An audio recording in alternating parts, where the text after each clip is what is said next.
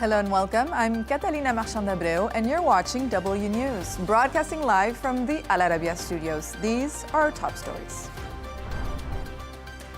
The ex-wife of Bill Gates speaks publicly about the latest release of the Epstein files, which name her former husband. President Trump says the U.S. is negotiating with Iran right now ahead of the planned talks this Friday. Whilst U.S. brokered peace talks between Ukrainian and Russian negotiators get underway in Abu Dhabi.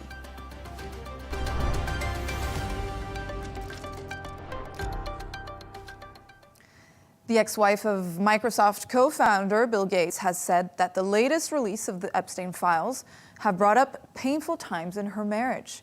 While speaking in an interview on NPR's Wildcard podcast, she said that people named in the records, which include her former husband, need to give answers. Take a listen. No girl should ever be put in the situation that they were put in by Epstein and whatever was going on with all of the various people around him. No girl. I mean, it's beyond heartbreaking, right? I remember being those ages those girls were. I remember my daughters being those ages, right? So for me, it's personally hard whenever those details come up, right? Because brings back memories of some very, very painful times in my marriage. But I have moved on from that. I purposely pushed it away and I moved on. I'm in a really unexpected, beautiful place in my life. So whatever questions remain there of what I can't even begin to know all of it, those questions are for those people and for even my ex-husband. They need to answer to those things, not me. Meanwhile, President Trump has said it's time for the country to move on to something else. When questioned about the files by a reporter last night, here's what he had to say. A lot of women who are survivors of Epstein's are unhappy with those redactions that came out. Some of them, entire witness interviews are totally blacked out. Do you think that they should be more transparent? The fact that they thought they released too much. I heard that, and you tell me something else. No, I think it's really time for the country to get onto something else. Really, now that nothing came out about me, other than it was a conspiracy against me, literally by Epstein and other people. But I think it's time now for the country to maybe get onto something else. What would you say to people who feel like they haven't gotten justice, Mr. President? Something that people care about. We can now go live to Washington with correspondent Sara Firth. Sara, thank you for joining us. Thank you very much, Catalina. It's good to be here. And yes, as you heard President Trump speaking there, he is very clearly sending the message and trying to frame this now, as is the Department of Justice, is case closed. President Trump saying it's time for the country to move on. The Department of Justice saying they have complied with the requirements that they had by Congress to release these files. It was more than 3 million documents, and they have essentially said case closed. But what we're seeing here, Catalina, is already some very real consequences, professional, for lots of those big names that have been mentioned once again in this latest and supposedly last release. Everyone from former presidents to billionaires. And so some very difficult questions have been raised. And so far from being case closed, there's many, many questions that are still being brought up here. And actually, that exchange with President Trump, that continued. The journalist who asked the question tried to push him on the fact that survivors had come out to say that they didn't feel that there was closure here. And they have concerns, for example, over the huge number of redactions we see in some of those documents in the Epstein files. President Trump lashing out at the reporter for continuing to question. But as much as the president and the Department of Justice are trying to frame this as case closed, it is far from over. Indeed, Sara. And we're already hearing that several prominent figures on both sides of the Atlantic are facing serious consequences. So what is the very latest on who has been affected and how far those repercussions may go? Yes, so Catalina, if you look over the other side of the Atlantic, you've got the UK Prime Minister Keir Starmer. He's come out today, said Peter Mandelson had lied to him. He had appointed him as the ambassador to the US. Very embarrassing for the UK Prime Minister. He'd stepped down from that role previously as a result of the connection to Jeffrey Epstein. But as more files have been dropped and made public, more revelations have come to light. Now, there's very serious investigations going on in the United Kingdom about the extent of those that relationship between Peter Mandelson and Jeffrey Epstein and whether that broke laws. So potentially, in that instance, we're going to maybe see the first of new criminal prosecutions or investigations, at least, coming as a result of this latest release. You've also got here in the United States, former President Bill Clinton and his wife Hillary Clinton. They have come out and said that they will provide a deposition. They will testify before Congress. It is remarkable. That is not something that former presidents usually do. It's been decades since we've seen a former president testify before Congress. So it is highly, highly unusual. But we know that the Republican-led House Oversight Committee had been really pushing for this. They threatened to hold a vote to hold the Clintons in contempt of Congress if they didn't comply and say that they would provide this testimony. The Clintons, for their part, they have said that they want that to be public. We don't yet know whether that's going to happen, but there are some reports that the dates for that are expected to be February 26th for Hillary Clinton and February 27th for Bill Clinton. So later on this month, expect there to be a huge amount of focus. Again, it's worth reminding everyone watching. Being mentioned in the Epstein files does not mean any wrongdoing. Bill Clinton, Hillary Clinton have repeatedly denied any wrongdoing. But again, it's a sign of just the blast radius, if you like, of this latest drop of Epstein files and just how many and how high up the figures that are affected goes. And so we're going to see this rumble on certainly till the end of the month. But there are increasing questions for the president himself about his relationship with Jeffrey Epstein. We've had the FBI director saying, look, we don't expect that there will be any new prosecutions. We've gone through the material, but we're always open to new information coming to light. And I can tell you, speaking to members of the American public, speaking to Democrats on Capitol Hill, there is real anger that you've had the very bitter feud to push the Clintons to testify in this way, but also very clear that this isn't going away anytime soon, and that though you've got these millions of documents, that remember newsrooms around the world, we're all combing through that at the moment. So there are potentially further revelations to be had in this huge tranche of documents, but certainly there are lots and lots of questions that people are still wanting answered here. That's right, Sarah. And amid the political shockwaves, it's also vital not to lose sight of those at the heart of this story, right? So what are the victims saying, and do they feel any closer to justice? Yes, you're right, Catalina. And look, we see lots of these headlines generated about Jeffrey Epstein's connections with names like Donald Trump and Elon Musk and Andrew Mountbatten Windsor back in the UK and Peter Mandelson. But at the heart of this story is the fight of the women who for decades were abused by Jeffrey Epstein. And investigators in this latest round of documents, it was very clear, considered even after his 2009 plea deal that he took when he did some jail time, he was then released, and the authorities still considered him to be a risk to the community. These women, some of them have come forward publicly, have fought extremely hard for the truth to come out, for these files to be released, and for accountability. They do not feel that they have got that. That is absolutely clear. It is unambiguous. They've come out in response to the Attorney General saying he hoped it would at least bring some closure, saying no, there is no closure. There is, however, grief, frustration, and anger.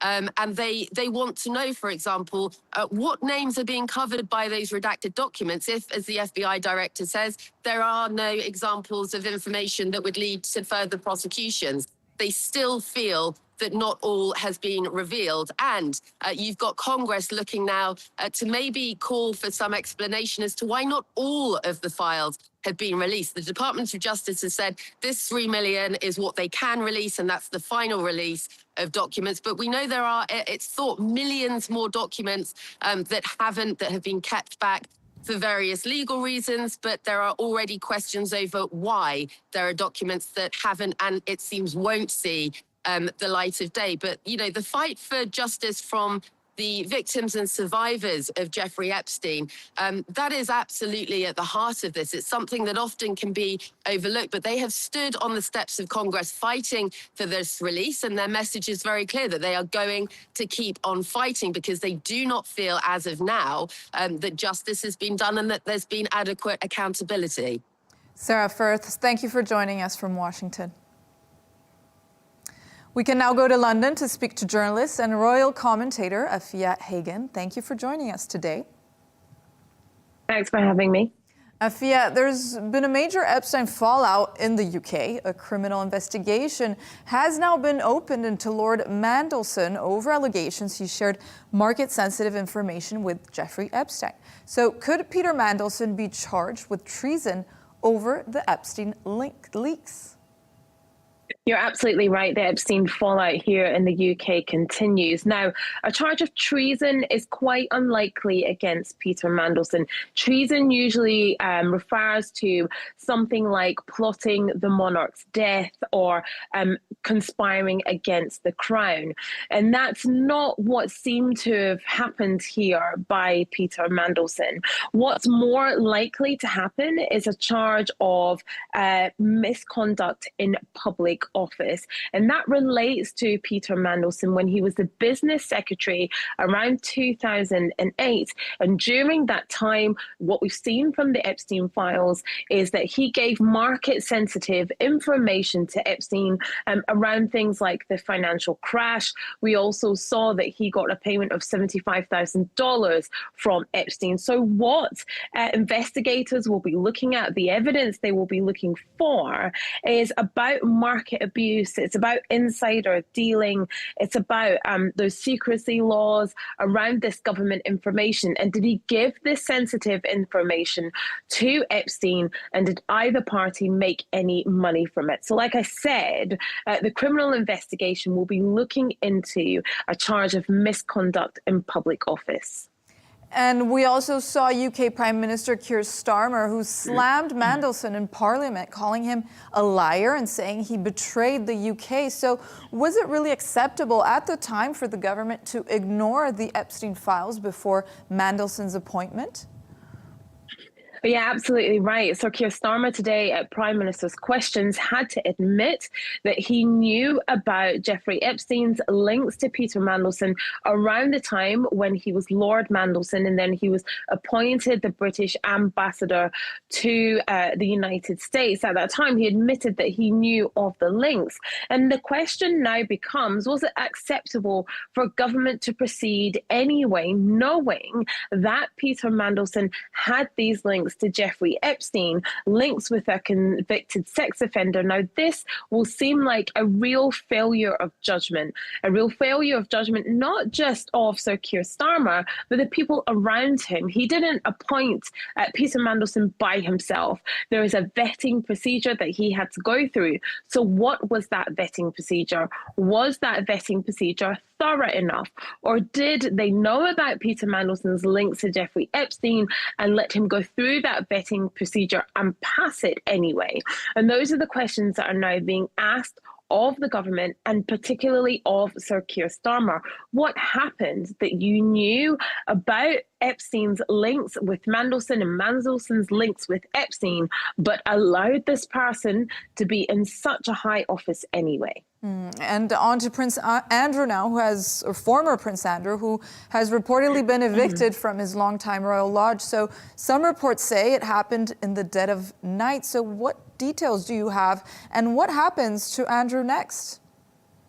Well, yes, you're right. It did happen in the dead of night last night that Andrew Mountbatten Windsor moved from Royal Lodge to a private Sandringham estate. Now, the Sandringham estate, privately owned by King Charles III. It's thought he's staying on Wood Farm Cottage on the estate until a bigger property on the Sandringham estate is being renovated for him. Now, it's thought that this happened so swiftly and under the cover of darkness because of the pressure that has been mounting since that huge drop of the Epstein files last Friday. We've had so many revelations about his emails with Epstein. Pictures have come out of Andrew, and that's really mounted a lot of pressure. So partly for security reasons and being away from the public glare, this happened in the middle of the night, but there was real pressure for him to leave Royal Lodge. And it happened at the end of 2025 when he was stripped of his royal titles by King Charles III. He was also essentially evicted from Royal Lodge, and he was due to move to the Sandringham estate at the beginning of 2026. But that was heightened, the pace of that was heightened over the past few days. And dozens of high-profile names appear in the Epstein files, but Mandelson is one of the few facing a criminal investigation now. So do you expect more indictments to come, and how important is this for the overall case? Well, Thames Valley Police in the United Kingdom have also launched or are looking into launching an investigation into Andrew Mountbatten Windsor and into allegations that another victim was trafficked to the UK to have sex with Andrew Mountbatten Windsor and then went on a tour of Buckingham Palace. And so Thames Valley Police are thought to be looking into those investigations. It's worth noting, first of all, that Andrew Mountbatten Windsor denies all the allegations against him. And it's also worth noting that that victim and her lawyer have not gone to the police, but a separate complaint was made to them. So they are investigating that. In terms of do we expect investigations into other high-profile people? Perhaps that will happen, because with every single day, as Sara alluded to when she was talking to you earlier on, we're still going through the files. Newsrooms are trawling through them. There's literally millions of pages, and more revelations are coming out every single hour. And as that drip feed proceeds, there will be more high-profile people named. And so there will be grounds for more investigations to take place into the people who are mentioned in the Epstein files and mentioned along with criminality, because just because your name may be in the files doesn't mean that you have done something wrong. And Afua, the Epstein fallout is rippling across other monarchies as well. Norway's royal family is facing its biggest crisis yet, with the crown princess hit by a double scandal. There's her son's rape trial that began, and Parliament now debating the future of the monarchy over her very own ties with Jeffrey Epstein. So what's going on here? A double scandal indeed with Norway. So you've got Crown Princess Mette-Marit. She has been mentioned many times in the Epstein files, emails between her and Epstein going back and forth. You see the depth of their relationship there, something which, you know, she had long denied, but now has come to the surface. And her son is on a rape trial in Oslo. He's facing 38 charges, including rape, domestic violence related allegations. He denies the most serious allegations at the moment. That's her son, Marius. And of course, that case is absolutely dominating public life, but it is also dragged the royal household along with the Epstein scandal into the news cycle relentlessly. They're being written about, they're being talked about almost constantly. And this has also led to a vote in Parliament whether Norway should move towards a republic. Now, it voted decisively to retain the monarchy. The numbers of that vote was 141 to 26. But that debate has really been turbocharged by the Epstein scandal, and of course by the scandal with Marius Borg-Holby, who is Crown Princess Mette-Marit's son from a previous marriage, and this rape trial. Like I said, 38 charges leveled against him, and it's worth noting that he has denied the most serious of those charges. Afua Hagan, thank you so much for joining us.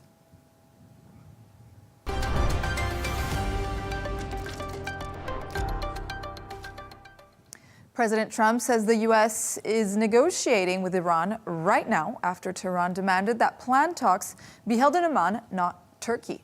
But while speaking to reporters at the White House, Trump wouldn't say where the talks would be held later this week.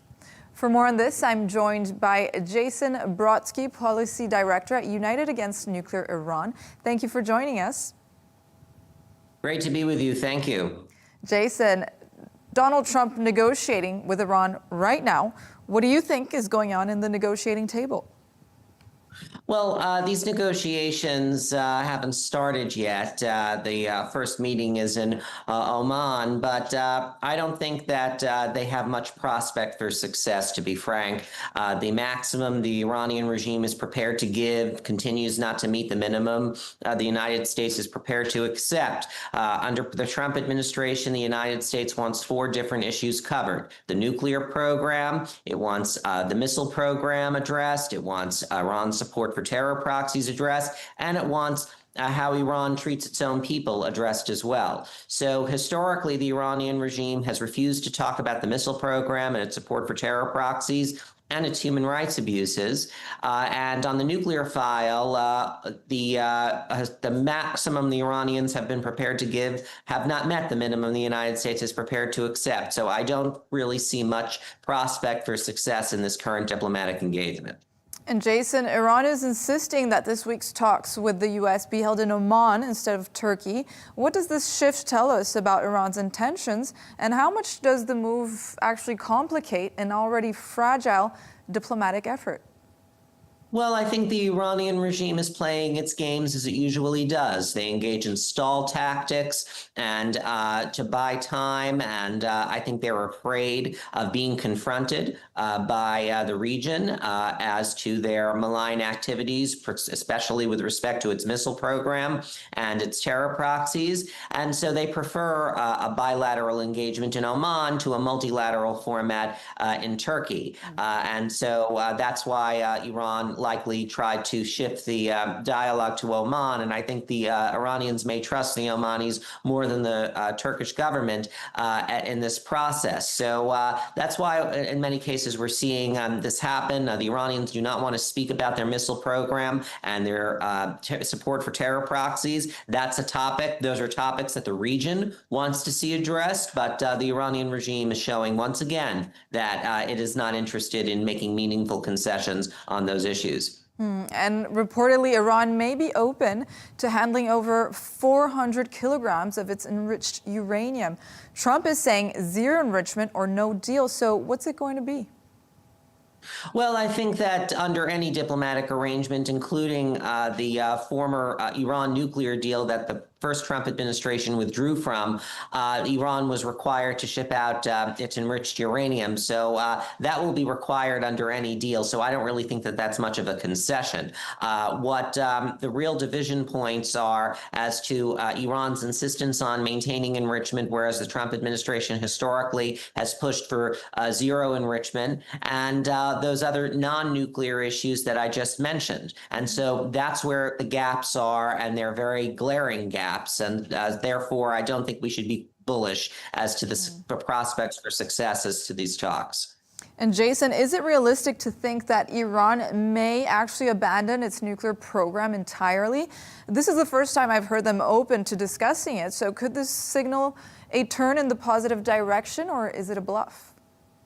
I think I'd be very skeptical about that. I think the Iranians are trying to create the appearance that they're open to making these concessions on the nuclear file to buy time essentially at the negotiating table and to lure the United States into a diplomatic process, because the process itself, irrespective of whether a deal is inked, provides the Iranian regime with protection. It provides them an opportunity to bolster their currency, which has been plummeting. It protects them from a military strike, and also it demoralizes the many Iranians who have been taking to the streets calling for the downfall of the Islamic Republic. So of course they wanted to start a diplomatic process, because they would much rather talk about their nuclear program than they would the largest massacre of Iranians in the regime's contemporary history. That's right, Jason. That leads us to the next question, because talks in Oman have been narrowed to nuclear issues only. So where does this leave the question of leadership change in Iran? Wasn't this the main focus to begin with? We are here at the current moment, not because of the nuclear program, which is buried under rubble, not because of Iran's missile program, and not because of its support for terror proxies. We're here because the Iranian people dared to express their desire for the Islamic Republic to fall and for a new regime to be in place, and so they can fulfill their long-held political aspirations to be free of the Islamic Republic. And the Islamic Republic instead responded with bullets and horrific crimes against humanity. And so that was the trigger for the current crisis. The trigger for the current crisis is not the Iranian nuclear program, which is buried under rubble. So, of course, Tehran wants to discuss that because they would prefer to focus on a program that's literally buried under rubble in order to bury any discussion on its human rights abuses. And so I think that this just feeds into that desire. But I would note that Secretary of State Marco Rubio, just before I joined this program, was insisting that the nuclear program, the missile program, the support for terror proxies, and how Iran treats its own people have to be part of any deal for it to be successful. And therefore, I do not have really high hopes that we're going to be able to settle this diplomatically at the negotiating table. Jason Brodsky, thank you for joining us and for your perspective on the matter. Thank you.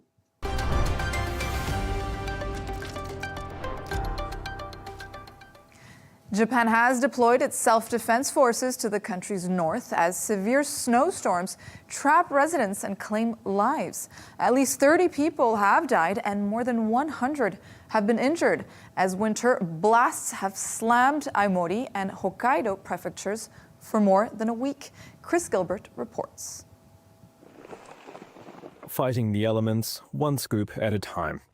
Japan's defense forces plowed, dug and pushed to free stranded residents in Aomori City. Locals are welcoming the reinforcements. I think if the self-defense force had not come, several buildings would have soon collapsed from the snow. Aomori has accumulated nearly 7 feet of snow, the highest level since 1945, while snow levels passed 8 feet last week in Niigata Prefecture on the Sea of Japan coast and are now approaching 9 feet. Further north, Hokkaido Prefecture has been hit by constant snow dumps for 2 weeks. The storms disrupted mail services, affected businesses, and cancelled flights, impacting at least 7,000 people. Trains have been delayed and highways closed. About 1,000 snowplows have been trying to clear nearly 4,000 kilometers of road in the main city, Sapporo. Locals are struggling to keep up. I clear the snow. I sleep. I get up. I clear the snow. Sometimes I eat.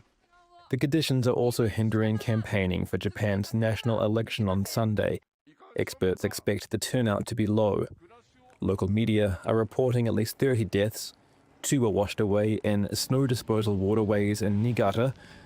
Others have reportedly fallen from rooftops while clearing snow, or suddenly fallen ill. The storms are particularly harsh for Japan's older population. About a third of the country is over 65, and many live in rural areas that are hard to access during disasters. Warm temperatures are expected in the coming days, heightening the risk of avalanches and flooding. Chris Gilbert, Arabiya English.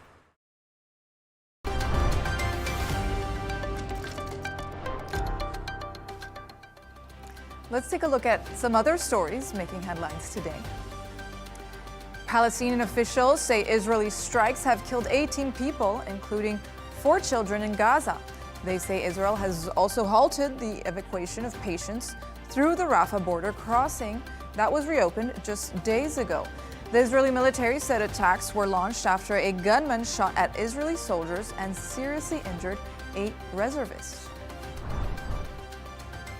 At least 15 migrants have died after a speedboat they were on collided with a Coast Guard boat off the coast of Chios. Greek authorities said it was making dangerous maneuvers and that a pursuit was underway at the time of the collision.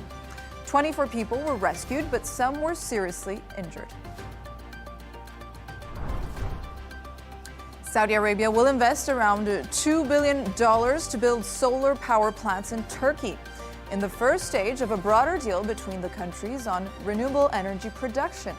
Turkey's energy minister said the total capacity of solar and wind power plants that Saudi companies will construct will reach 5,000 megawatts. The plants will meet the electricity needs of 2.1 million households in Turkey. Pakistan's security forces have dispatched drones and helicopters to seize control of a southwestern town from separatists who launched a wave of attacks over the weekend in the province of Balochistan. The coordinated attacks by the separatist Baloch Liberation Army were one of the largest operations ever, killing at least 58.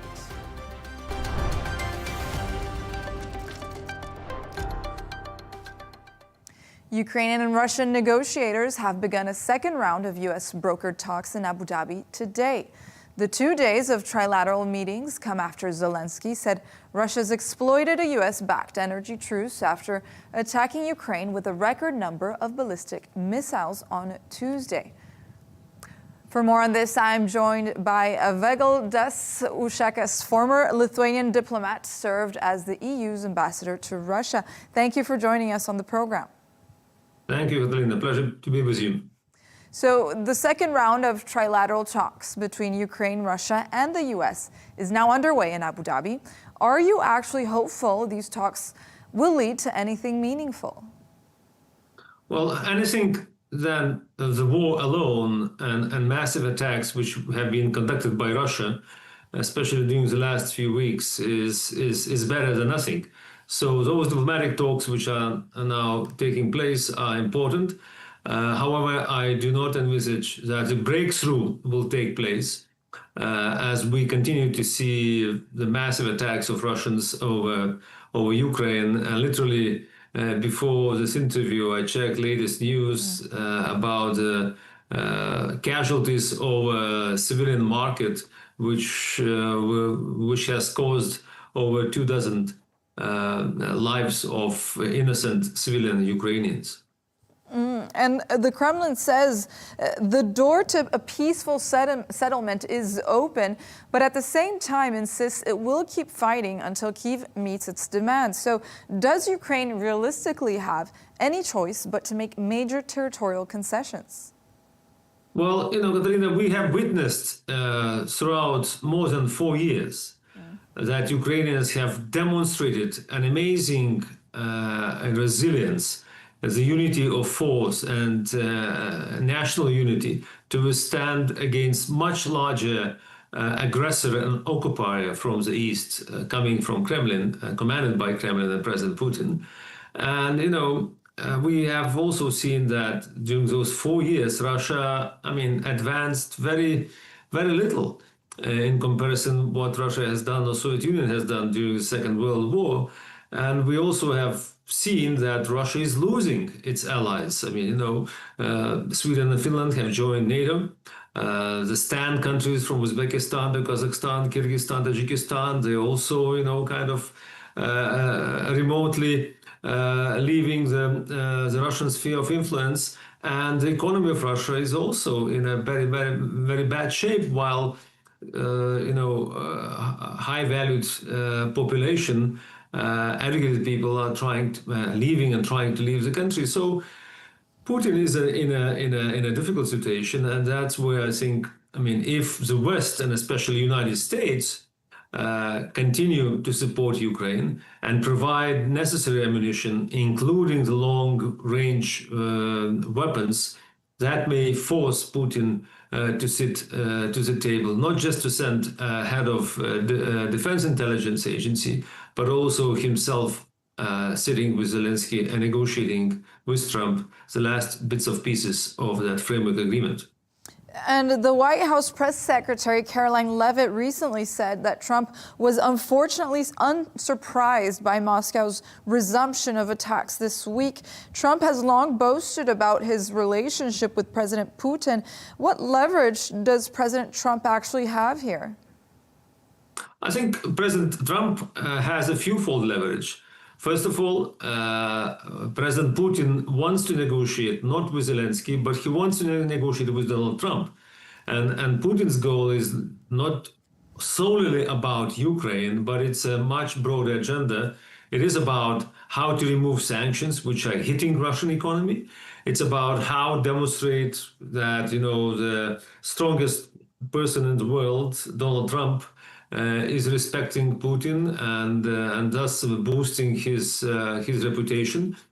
Certainly, it is about of Russia's interest to enter into strategic talks when it comes to the control of nuclear weaponry. And the fourth is about economic cooperation, because Russia, dramatically needs foreign investment. And as long as United States, through the treasuries, retain the financial sanctions over Russia and secondary sanctions, Russia will not get that boost into economy anytime soon. So, and that last but not least, what I have mentioned and what Senator Lindsey Graham has announced today, appeal to President Trump to equip Ukraine with long-range weapons of like Tomahawk. If Ukraine starts hitting, heavily into populated cities of Russia, that would certainly, make a big blast on Putin. That's right, because Russia has continued its attacks on Ukraine this week, as we've reported extensively, despite promising President Trump a temporary ceasefire. So how serious is Moscow really about peace? Well, I think President Putin is trying to buy the time. He continues to believe, as Taliban, that the West, President Trump and Zelensky have the watch and he has the time.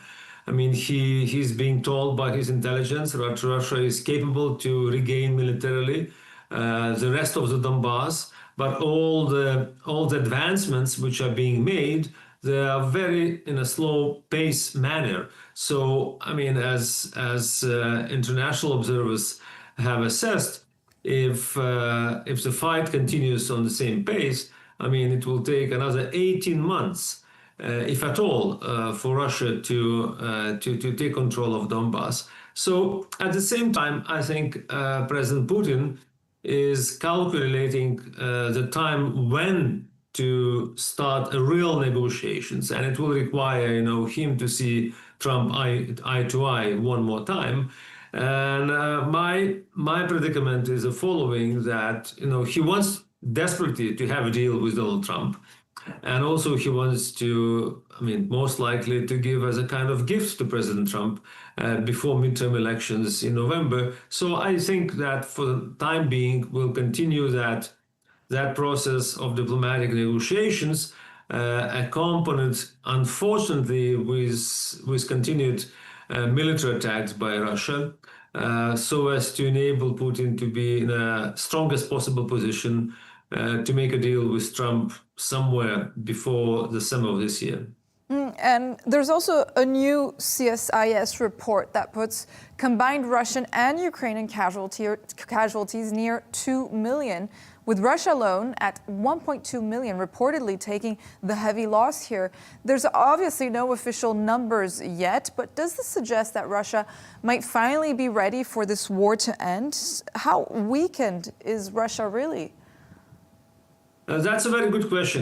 Many people expected when the casualty number will reach 100,000 already, that will have an impact on Russian morale, and the people during the Afghanistan war in 1990s, when the movement of mothers was assembled, and they have started to push for, at that time, Soviet regime to review the policies towards Afghanistan war. We reached already over 1 million casualties in Russia, deaths of Russian soldiers, and we have not seen yet any kind of, resemblance of what happened in the 1990s. We have not seen a civic opposition to those illegal actions and the war of Putin against Ukraine, and that's very, strange for any a normal citizen to understand how Russian people are unable to gather and to oppose the dictator, Vladimir Putin. But that's the situation where we are. People are brainwashed by the media. People are, intimidated and threatened by the secret agencies in Russia, and they don't have, this capacity or will to withstand or to stand against Putin regime and at least to influence the change of the course of the war of Russia towards Ukraine. Vygaudas Usackas, thank you so much for joining us. Thank you.